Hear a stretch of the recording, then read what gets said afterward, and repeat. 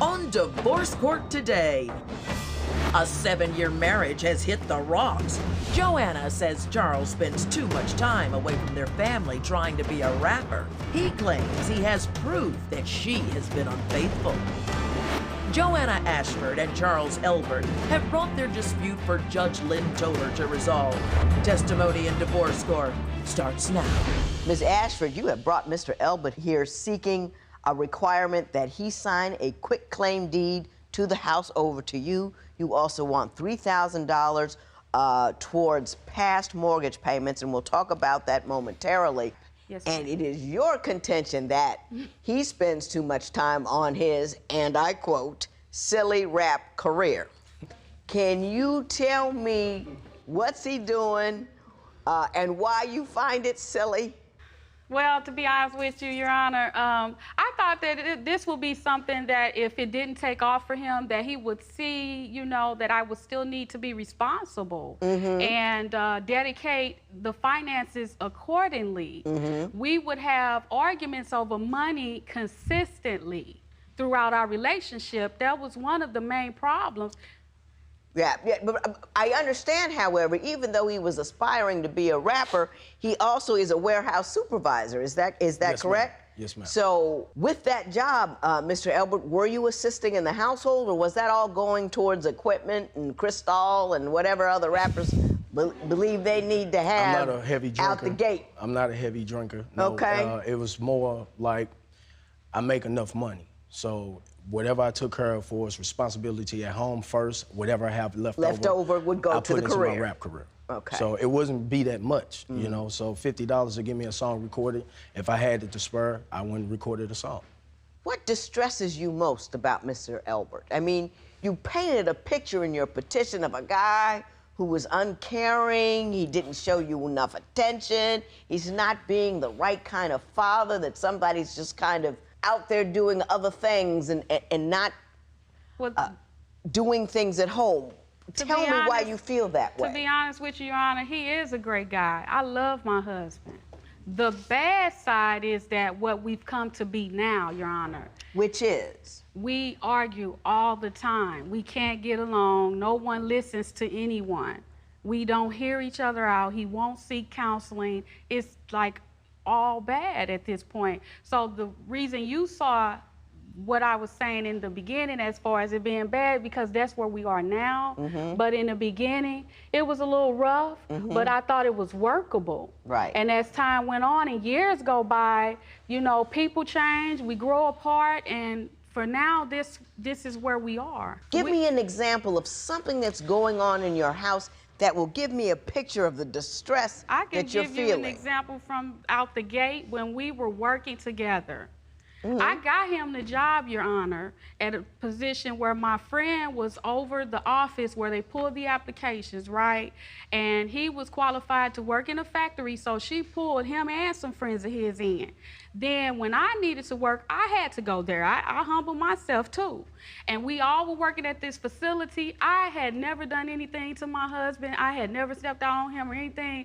When people at the job that was of the opposite sex would come to me and talk to me at my site, if any male come by and say, hey, Joanna, or just small talk me, my husband would fly off the handle. And we were just dating even then. We would have these verbal outbursts at the job, which eventually got him fired. Mr. Elbert, is that accurate? That's accurate. It's very true. At the time, I was a young man into a relationship with this woman. So I really wasn't in tune into feelings or in tune to myself, what make me mad, what my woman would do in front of me for was talking to another male or whatever. If you laughing, joking at a job, you're supposed to be working. You know, too much 10, 15-minute conversation of you laughing and joking, it turned into me looking on the outside looking in. What are you talking about? That's so funny. Had she ever given you any inkling, any indication that she was someone who would be unfaithful to you? I just feel like if we had communication problems for us. We not understanding where we coming from, but then we at work, I see you talking to this guy, you accuse me of doing things for us, my rap thing or whatever I'm doing. It fuels fire to say, okay, why you keep pointing and looking at what I'm doing? Why you keep talking to these certain people at my job or all up in your face? Well, what was she woo-woo-wooing at you about at the rap career? What was her complaint? She, like, if I'm going to the clubs, doing performances, being out on stage, of course, opposite sex females there I may know, grew up with, or remember me from back when I used to do rap in high school. I run across a lot of people. You know, it's never been like I'm trying to talk to them or share time with them. It's always been fan to rapper, artist, basics. Show you love. I got to be open and talk to the public. I have to be friendly. I have to be approachable. So I can't be a stuck-up guy, but I want you to buy my CD. Did you find it distressing that he was amenable and likable to his fans? Because you can't be a jerk and sell music. Your Honor, no, actually, I love that about my husband, Charles. He has a sense of humor that we both bounced off of each other. That was actually the thing that held the jail together. But I'm talking about, did you ever get angry with him because of the congenial nature he had with other women? Right, because it comes to 2 a.m., it comes to 3 a.m., it comes to, like, long hours where only thing is, my grandmother used to say, is the wrong things going on, you know. But he's a rapper. They don't start work at noon. Right. And I'm grown. You know, as long as I'm respecting her, I'm not coming in. He don't want me to keep those hours. But you're not, you know, if you were working third shift at a factory, those are the hours you keep. Rappers work at night. That's what they do. If he started rapping at 7:30 a.m., he's alone. He's alone. Do you see what I'm telling you? I went to work from 7 in the morning to 7 at night. Then after work, I deal with my kids, deal with the house, deal with her if she's there to deal with at this point. But you didn't have any kids when you got into this relationship. No, ma'am. And she already had 4. She already had a ready-made family. Did he try to be a good dad?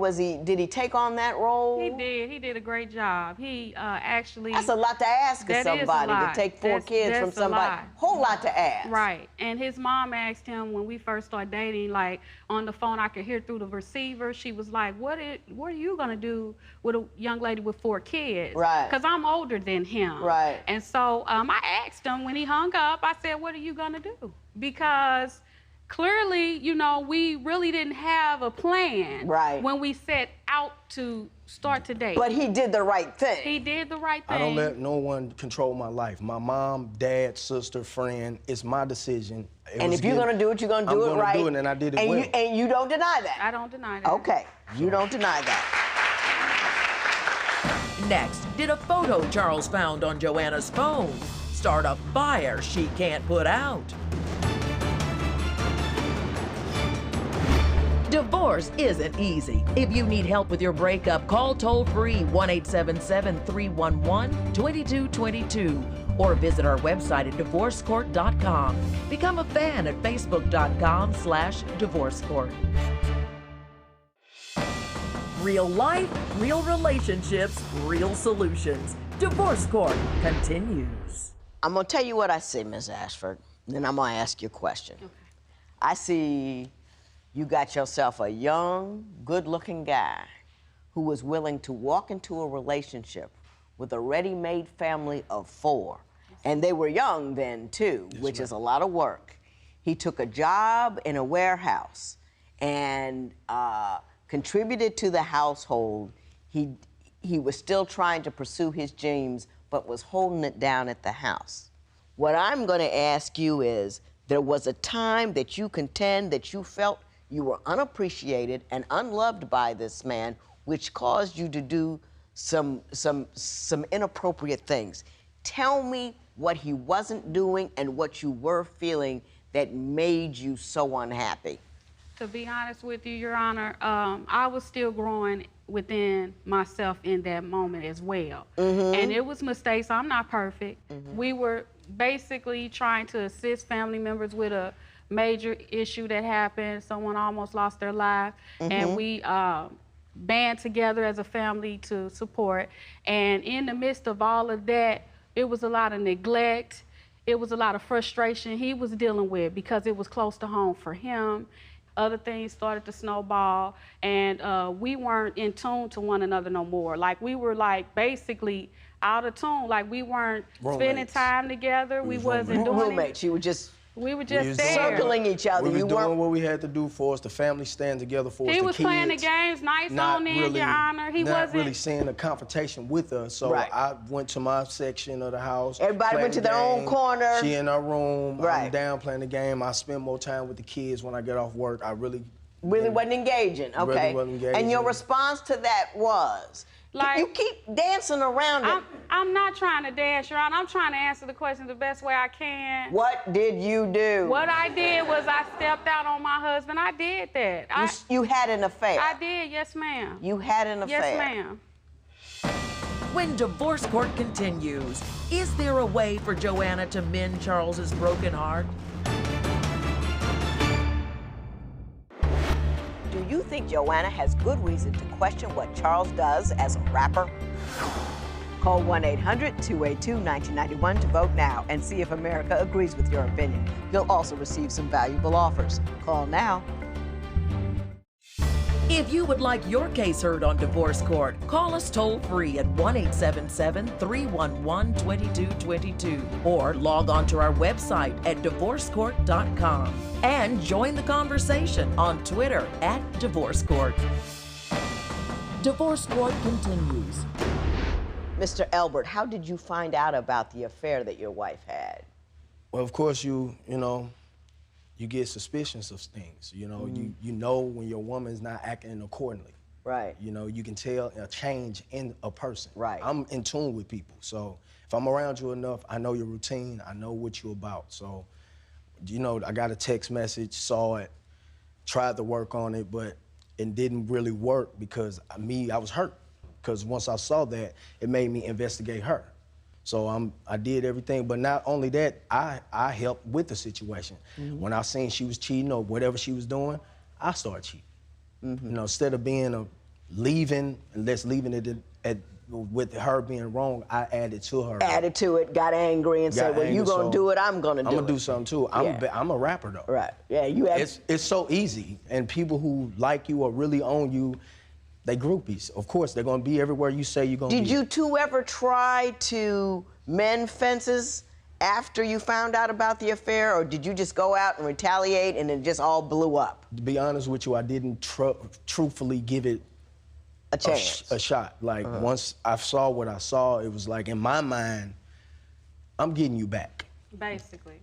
You're asking him to quit claim his interest in the house to you. Yes, ma'am. And you also want $3,000 towards mortgage because he left a year and a half ago. Yes. And you have had to pay the entire mortgage for that time. Explain to me why you believe I should award you those things.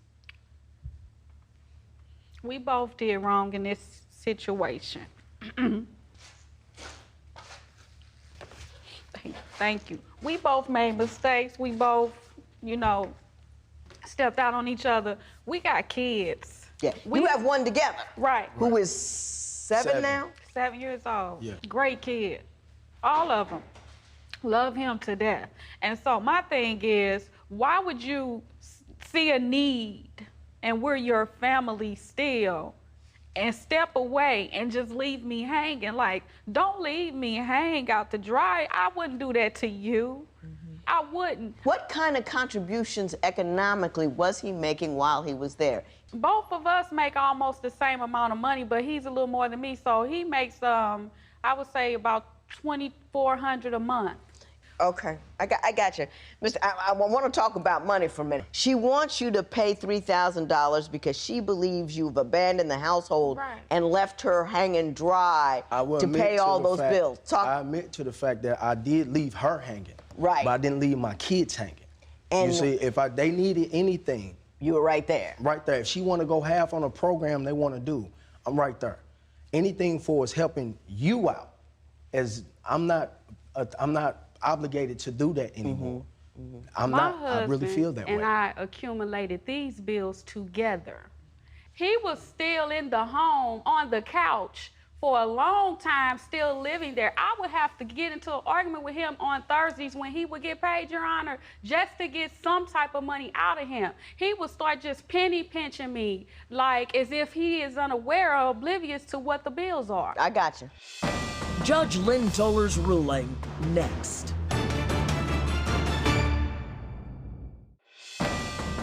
Divorce Court, Judge Lynn Toler's ruling right now.